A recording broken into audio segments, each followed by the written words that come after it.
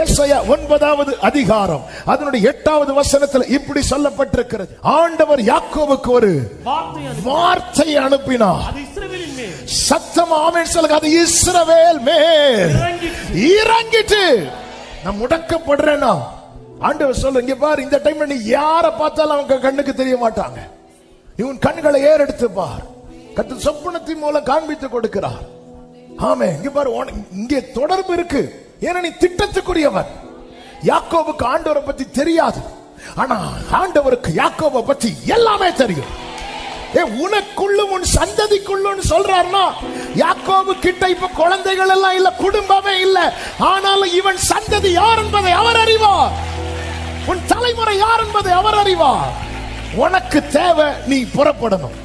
உனக்கு நியமித்த ஓட்டத்தில் நீ ஓடிட்டே இருக்கணும்.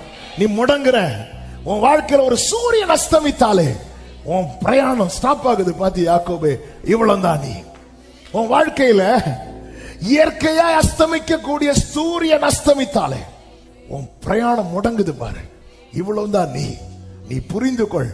எங்கெங்கெல்லாம் நீ முடக்கப்படுகிறாயோ அந்த இடத்துல இருந்தெல்லாம் உன்னை வெளியே கொண்டு வருவதற்கான வார்த்தை என்னிடத்தில் இருக்கிறது. வார்த்தை என்னிடத்தில் இருக்கிறது. நல்ல கைகளை தட்டி தேவனுக்கு மகிமையை செலுத்துங்க பார்க்கலாம். Thank you Jesus. Thank you Jesus. Amen.